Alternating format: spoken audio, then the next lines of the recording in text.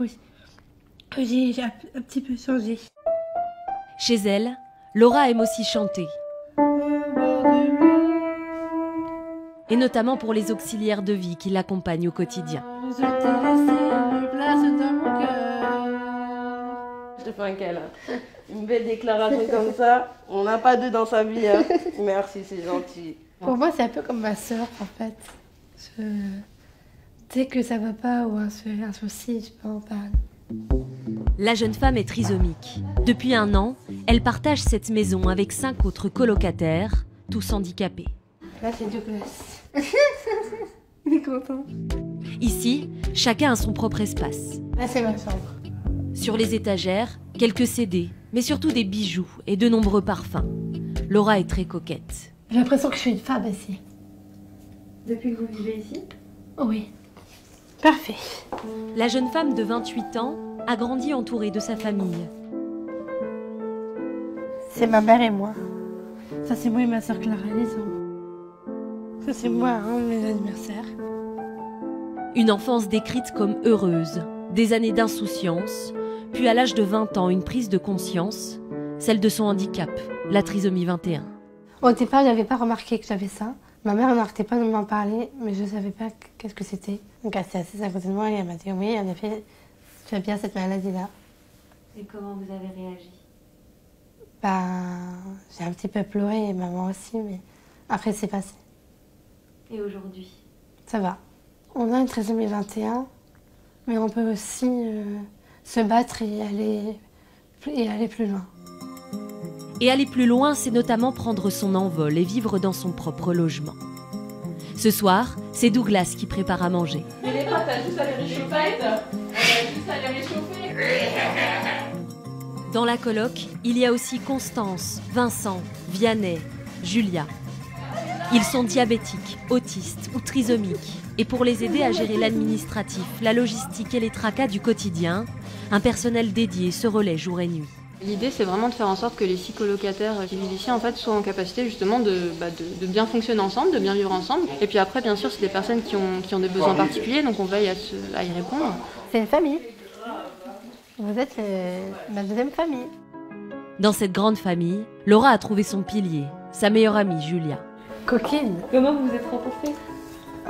Grâce à ma mère, que ma mère, elle a fait à l'époque. Elle avait fondé un groupe pour que je me fasse des amis. Et c'est là que l'on s'est connus. Ah mademoiselle, aïe, voilà. Comme elle, 72 personnes vivent dans des colocations adaptées et font partie de l'association Le Club des 6. La structure a été fondée en 2014 par Maïlis Kanzler pour venir en aide à sa sœur. Alors sur ces photos, on voit Sabrina, qui est une de mes sœurs, qui a eu un accident de voiture en 1999 à l'âge de 18 ans. C'est pour elle qu'on a créé ce projet et c'est grâce à elle qu'on le développe aujourd'hui. Pour elle, une première maison a été construite en 2014. Sabrina y a emménagé avec d'autres colocataires. Depuis, elle est devenue une vraie jeune femme qui prend soin d'elle, qui va chez le coiffeur, qui se choisit maintenant ses propres vêtements. Ce logement, comme les autres, ont été financés en partie grâce à des fonds privés et des dons. Les auxiliaires de vie sont rémunérés grâce à la mutualisation des allocations handicap.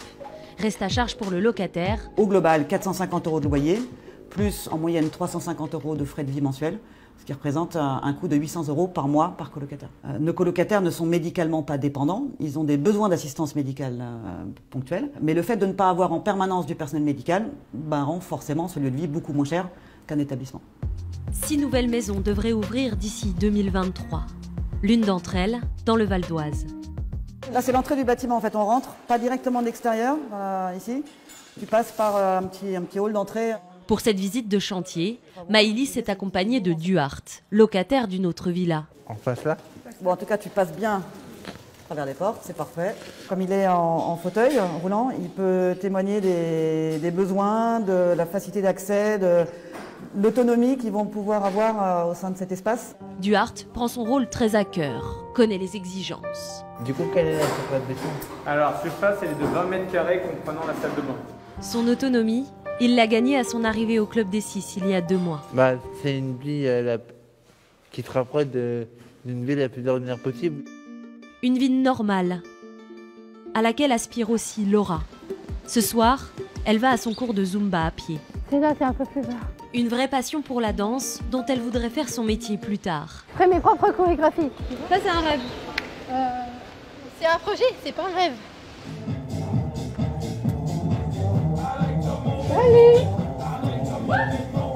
Ici, elle a toujours la même place. Elle est toujours au premier rang, Laura. Toujours, toujours. C'est la professionnelle du cours. Tu pètes la forme. Yes! Dans cette salle de danse, la jeune femme a trouvé un moyen d'expression. Des fois, elle arrive à un petit coup de mou. À la fin, elle repart, elle a le sourire et c'est tout ce qui est important. Voilà. Et moi, ça me fait du bien dans la tête. Voilà. Et c'est ça. Bah oui, ça sert à ça, la danse. Ouais, c'est ça. Nickel. Et moi, c'est là où je me lâche le plus. Donc, voilà. C'est ça qui est important. Après l'appartement, Laura cherche aujourd'hui un emploi. Un nouveau pas vers l'émancipation. Bravo, bravo à tous.